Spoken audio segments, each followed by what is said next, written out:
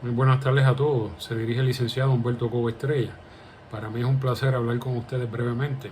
Recientemente, como tal vez ustedes se enteraron, he presentado un reclamo en la Corte alegando la violación a la igual protección de las leyes y reclamando el derecho al voto de los ciudadanos americanos en Puerto Rico.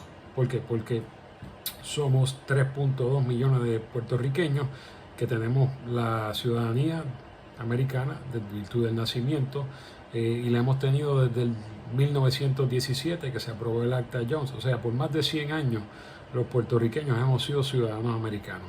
Sin embargo, parece increíble que a estas alturas, todavía en el 2022, todavía nosotros los puertorriqueños no podamos ejercer el derecho al voto para elegir al presidente y al vicepresidente, que son las personas que ponen en vigor las políticas públicas del gobierno federal que nos afectan a todos nosotros en Puerto Rico. ¿Por qué digo esto? Porque me causó un poco de malestar cuando vi la decisión de US versus Baello, que bajó este verano, una decisión de la Corte Suprema, donde básicamente la Corte Suprema utilizó la cláusula territorial de la Constitución bajo los poderes plenarios del Congreso para decir que el Congreso tiene facultad para determinar cuáles son los derechos de las personas en Puerto Rico, en este caso para excluir a los residentes de Puerto Rico del programa de beneficios suplementarios del Seguro Social. ¿Por qué digo que me causó un poco de malestar? Porque fíjate, la última vez que yo verifiqué la Constitución de los Estados Unidos, los derechos de las personas y los ciudadanos, porque somos ciudadanos, no somos propiedad, surgen de la Carta de Derechos, lo que se conoce como el Bill of Rights, y en el caso de Puerto Rico, específicamente con el gobierno federal, hay una ley, la Ley de Relaciones Federales con Puerto Rico, que data de 1950, que establece, ¿verdad?, cuál es esa relación con el gobierno federal. Por lo tanto, los derechos de las personas son independientes del estatus del territorio. ¿Por qué? Porque los poderes o el derecho, ¿verdad? Aquellos que estudiamos el derecho sabemos que una cosa es la titularidad y el derecho que tiene una persona sobre la propiedad, el derecho de propiedad, y otra cosa son el derecho de las personas. Para darles el ejemplo más clásico, un arrendador tiene derecho de titularidad posiblemente sobre la propiedad que está arrendando, pero no es el dueño de las personas y los inquilinos que están viviendo allí. ¿Por qué digo esto? Porque cuando analizamos esto, todavía los puertorriqueños estamos viviendo la época de la esclavitud. ¿Por qué digo esto? Fíjese, en un momento dado en los Estados Unidos, en la parte de la historia nefasta, lamentablemente los esclavos eran propiedad de los dueños y había una dama, ¿verdad?, la señora Rosa Parks, que por la raza negra tenía que sentarse en la parte de atrás de la guagua y no podía disfrutar las mismas áreas del autobús que el resto de las personas. ¿Por qué digo esto? Porque todavía estamos viviendo, lamentablemente, en esa época, cuando los puertorriqueños, un asunto que tiene que ver con los derechos y los beneficios por razón de la ciudadanía que tenemos, americana, los estadounidenses, se resuelve a base de una cláusula territorial, como si fuésemos propiedad, aparentemente, eso es lo que da a entender, y nuestra comisionada residente, a quien mi entender está haciendo una excelente labor, lamentablemente es la única persona que nos representa en la Cámara de Representantes de los Estados Unidos, no se le permite participar de la votación final de las medidas y los proyectos y las leyes que apruebe el Congreso. O sea, ella tiene que quedarse en la parte de atrás, figurativamente hablando, como se quedaba Rosa Parks. Nosotros estamos todavía en una situación donde no tenemos derecho al voto presidencial, ni la representación que tenemos, lamentablemente, es efectiva porque nuestra única representante no se le permite expresarse.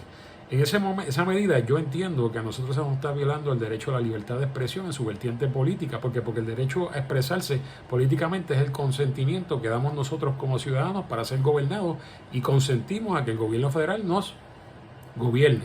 Y aquí aplica la jurisdicción federal, aquí aplican las leyes federales. Cuando vamos a la Ley de Relaciones Federales, la disposición de la Ley de Relaciones Federales de la sección 734 establece que las leyes federales serán de aplicación en Puerto Rico, salvo aquellas que no sean aplicables por razón de la isla, de nuestra condición. Y, más importante al caso, la sección 737 establece que los derechos, privilegios y inmunidades de los residentes o ciudadanos americanos en Puerto Rico se respetarán al mismo grado que como si fuésemos un Estado. Por consiguiente, en este momento, el estatus no es el issue. El issue es un reclamo de derechos civiles para tener el derecho al voto, para que entonces podamos elegir las personas que tomarán estas decisiones en un momento dado, bajo esos poderes plenarios que tiene el Congreso, que esas personas las elijan, tengamos la oportunidad de elegirlas para que tengan voto, para que ellos puedan tomar la decisión que en algún momento tendrá el desenlace del territorio de Puerto Rico, que todavía, ¿verdad?, seguimos siendo una colonia, lamentablemente. ¿Por qué digo esto? Porque todavía estamos en esa situación. Las grandes luchas de derechos civiles en los Estados Unidos no se han dado simplemente un esfuerzo, un partido, un movimiento. Han sido muchas personas y muchos sacrificios que han habido. ¿Por qué? Porque los negros, a pesar de que a través de la enmienda 14 y 15 de la Constitución de los Estados Unidos se les permitió el derecho al voto, no fue hasta 1965 que se aplicaron ciertas leyes federales para que finalmente se les permitiera votar en el sur de los Estados Unidos. El derecho al voto de la mujer fue a través de la enmienda 19 de la Constitución de los Estados Unidos. Y tal vez más similar a Puerto Rico, el derecho de los residentes del Distrito de Colombia, que es un territorio igual que Puerto Rico, no fue hasta la enmienda 23 o 24, si no me equivoco, que finalmente se les dio el derecho a tener electores en el colegio electoral a nivel federal para poder tener derecho al voto presidencial. Todas estas batallas surgieron a través del resultado de muchas pequeñas batallas y muchas luchas que se llevaron, ya sea por vía legislativa, vía congresional, vía ejecutiva o vía judicial.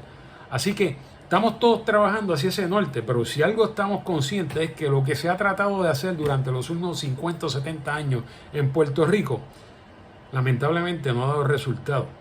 ¿Por qué digo esto? Vamos a ponerlo en perspectiva. Aparentemente, ¿verdad?, no quiero ser una distracción. Pero ¿cuál es el plan que nos han propuesto por los pasados años?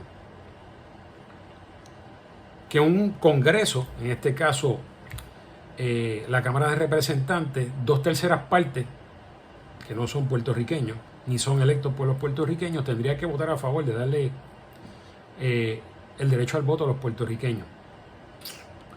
Muchos de esos congresistas y la mayoría de los estadounidenses desconocen que los puertorriqueños somos ciudadanos americanos. Nuestra única representante, lamentablemente, no pudiese votar sobre eso, porque esa es la situación que tenemos en este momento en la votación final. Así que nuestra única voz en el Congreso, lamentablemente, no puede votar ni a favor de eso que nos favorecería a nosotros. Pasaría a un Senado, que el Senado tendría que también votar 2/3 partes a favor de darnos el derecho al voto. Pero lamentablemente nosotros tampoco elegimos ningún senador a nivel federal, no tenemos representación en el Senado federal, el cual es presidido casualmente por un vicepresidente que tampoco nosotros elegimos, y luego de eso pasaría probablemente a la firma del presidente de los Estados Unidos, el cual tampoco nosotros elegimos. O sea, deja ver si estamos claros. ¿Cuál es el plan?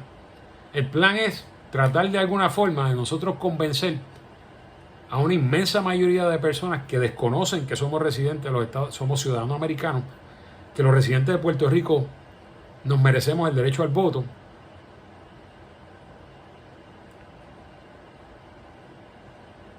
Las probabilidades son posiblemente, yo me aventuraría a decir, menos del 1%. Y yo creo que no debemos estar, ¿verdad?, con este discurso de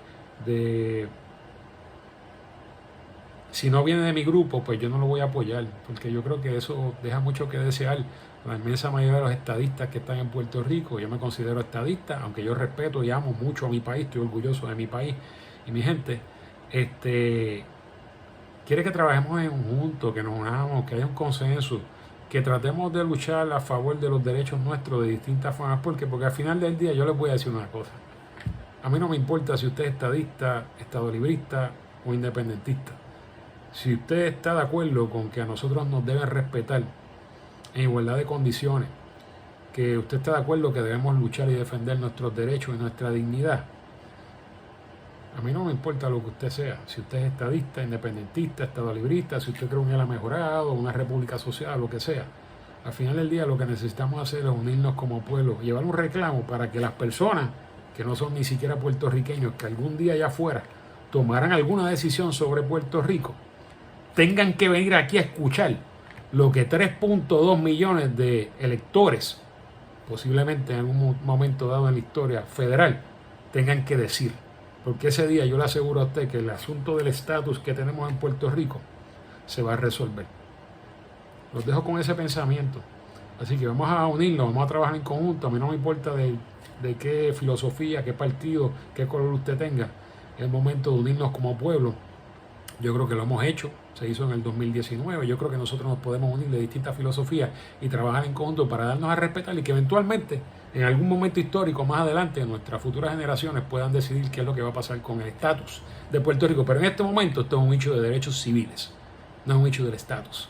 Vamos a mejorar la calidad de vida de nuestro país. Así que os invito a que tomen cartas sobre esos pensamientos, dialoguen sobre esto, unamos esfuerzos de distintos frentes y vamos a llevar el reclamo para que los derechos de todos los puertorriqueños y todos los ciudadanos americanos en Puerto Rico se den a respetar a nivel mundial.